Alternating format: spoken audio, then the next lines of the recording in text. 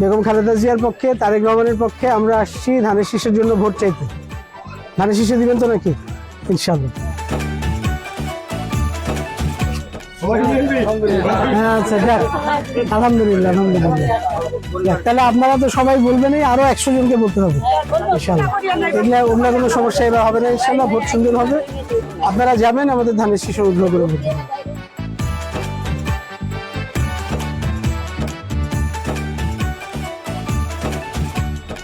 ভালো থাকবেন, দোয়া করবেন। উনি আপনাদের সঙ্গে দেখা করতে আসছে। সরি, আপনাকে বিরক্ত করলাম এই সময়। দোয়া করবেন আমাদের জন্য।